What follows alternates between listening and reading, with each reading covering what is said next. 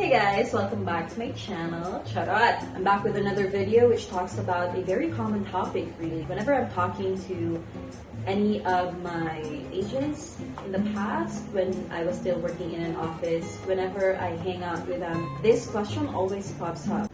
Why am I still an agent? I have been here for a very long time. I have done my very best and I'm still here. I'm stuck being an agent. And if you're an agent and you're happy being an agent, and I know there are people like that who don't want to be promoted for various reasons, then this is not for you. These are for the people who are stuck at being an agent, who wants to get promoted to an SME, to a team lead, to a quality specialist. Then this is for you, so keep on watching. Charat! I can't take myself seriously. The first thing I notice is that you're just not putting enough effort to learn the process. And I'm talking about quality of work. Very basic. If you cannot pass quality audit, for example, or you cannot get a good CSAT score, then it's not even a question why you're not getting promoted. And the most common misconception though is that to get promoted to a team lead, to an SME, whatever that is, the common misconception is you have to be the first in the account, number one, and you have to be the best in the account. I wasn't the first. Well, I was part of the first batch, which gave me an advantage. But I was definitely not the best in the account. It's not true that if you're not part of the wave one or the first batch, or if you're not the best in the account, that you don't even have that chance of getting promoted. That's not true at all. Even if you're not the best, at least don't completely flop on that department. If you're not the best in quality, if you're not the best in CSAT, if you're not the best in average handling time, then this might be a chance for you to reflect on yourself. Don't put the blame on the people calculating your scores, because all they do is just pull up the data and put it together for you to review it with your team leader. But really, the work should come from you. Do not wait for people to motivate you to achieve your goals, because ultimately that's on you. Regardless of how much shit you're going through in your life, that's why you're not able to focus in your work, that's on you. Regardless of how much workload you have on a daily basis, then that's on you. In any type of situation, may it be work or in your personal relationship, you really have to put in some work. You can't just rely on people recognizing that you can be potentially good at the process, because it's always performance over potential, really. Learn the process, perfect the process, and you can achieve that by putting some effort in studying knowledge-based articles, in maybe asking for more training. If you just put a little bit of effort on that, then you're setting yourself up for success. Number two, ciao. Number two is understanding the business. Understanding the business means what are we doing and why are we doing things. For example, what's your average handle time target?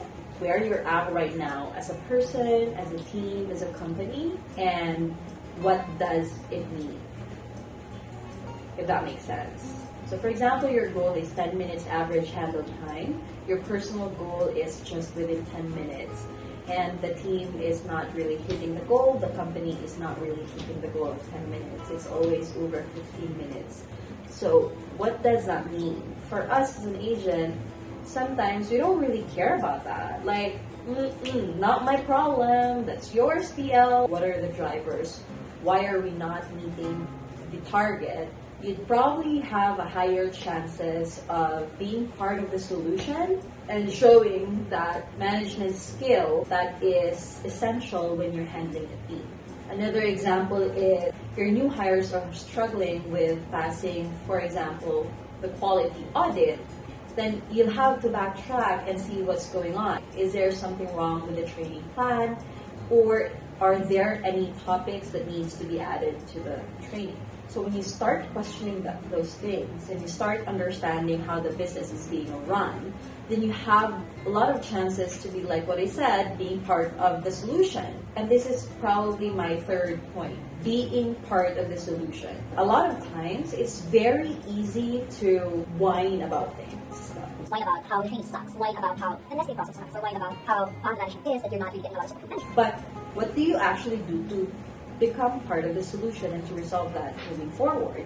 It's one thing recognizing the problem, it's another thing finding a solution. What do you do afterwards? A lot of times we stop at whining and we stop at criticizing. It's not only true at work, it's also true in real life, right? So this is where another factor of your growth within the company comes in, and that is how you manage politics. I know it sounds very negative, but hear me out. You understand the business, you have ideas on how to resolve it, you have ideas of what's causing the issue. This is where your relationship with management comes in. This is an opportunity to connect with your managers, to connect with your team leader, to connect with whoever your mentor is within that department, and really just, number one, recommend a solution, and number two, show that you have the ability to manage and you have the potential to problem solve. And I'm not saying that you have to ask-kiss your managers or you have to hang out with your team leaders, because I had that misconception in the past. I keep on thinking that I could never be a team leader because the people who are getting promoted are the people who are actually friends with the bosses. That's not necessarily true. What you need to do is to show off your potential. You don't necessarily have to hang out with them. You can easily just lift that conversation during your coaching time. You can tell your team leader, hey boss, I noticed that the team's AHT is not really at go at the moment. I noticed that is happening because number one, number two, and number three. I actually recommend that, we do number one, number two, and number three. Do you need help from me on that? Because I really wanted this to work and I wanted to be part of the solution. Done. That's not ass kissing. That's you offering your help and that's you offering your insight. And what's the worst thing that could happen? Number one is the team leader or your manager would explain to you what have they been doing from the back end. Sometimes you just don't understand what's going on. Or number two, they could tell you you have a point or that they ask for your help to manage things, and that could maybe give you the opportunity to have more admin tasks, off the phone activities, so you can help manage the team, and that could pave the way for you to build your success from there. But I wanted to highlight on why I refer to that as politics. That's just how it works.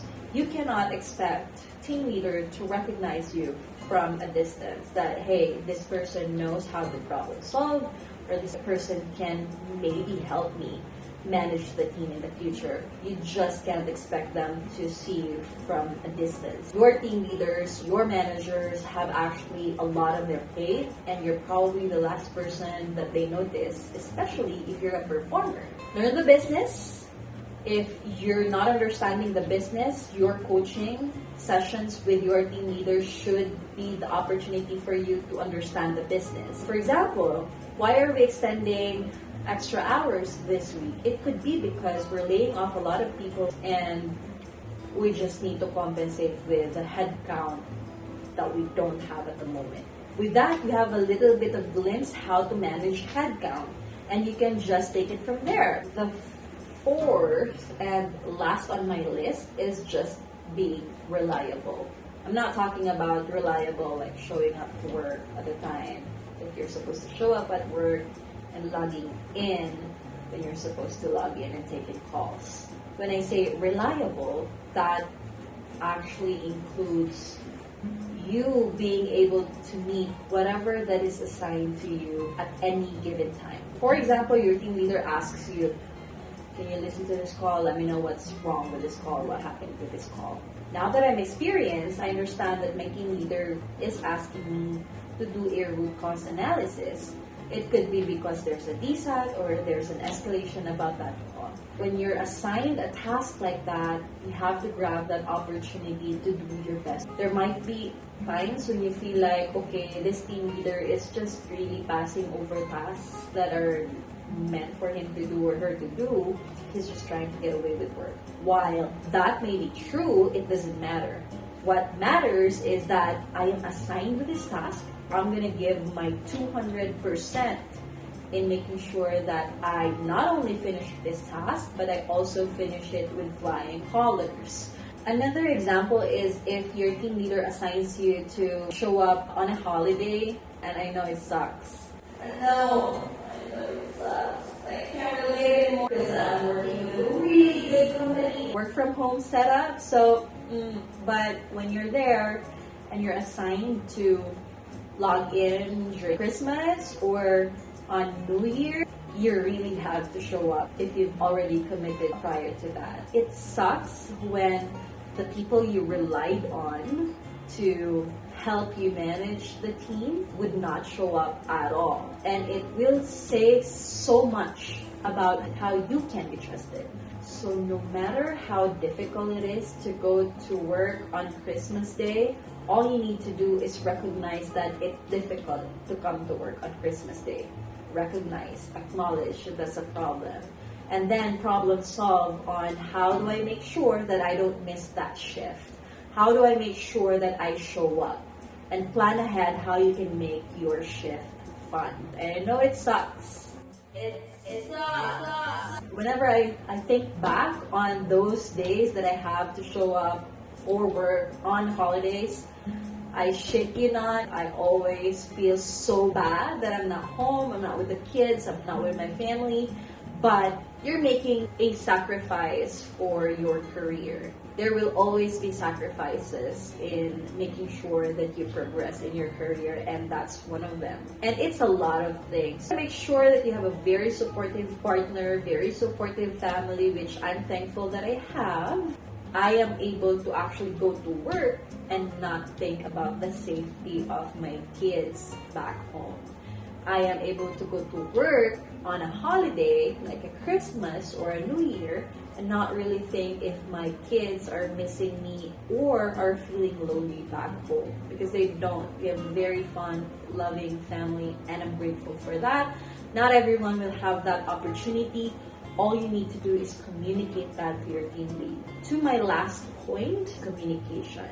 I mentioned earlier, you cannot expect your team lead to notice you from a distance. If you feel like you're ready, you have a goal, and you want him to be promoted in the next 6 or 8 months, you have to make sure that you communicate that very clearly to your team leader or your manager or to whoever mentor you have in your office. A lot of the agents that are having issues, these are the agents who are very reliable. They know the process, they know their goals, they hit their KPIs, but they still don't get promoted for the very simple reason that they didn't really communicate that desire to their team leader. This is where politics will come in. Because if you don't have that relationship with your team leader because you're not performing, you're not reliable, you don't understand the business, then it will be very difficult for you to ask their help for promotion. You got to bear that in mind, that whatever you do,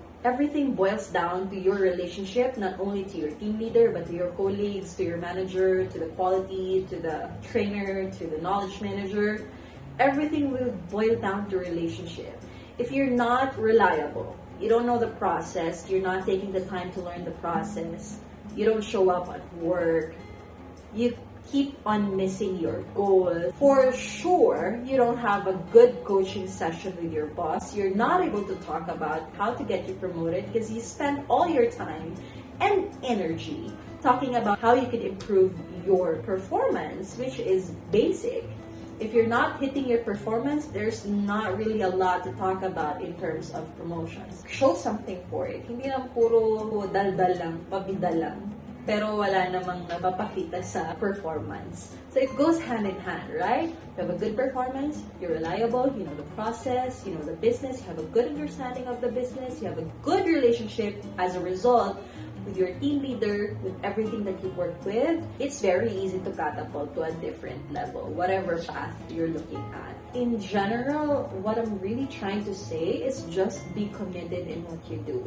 And I know, people will label you, some people call it slavery, some people call it ass kissing, but really you just have to be committed. Learn the process, learn the business like the back of your hand, ask questions, learn how people work, how each role functions, find a mentor. It could be your DL, it could be your manager. I didn't reach where I am today alone. I got help from a lot of people, a lot of mentors along the way, a lot of wisdom along the way. If you're not getting this type of conversation, I hope that this helps you, and till next time, thank you for watching.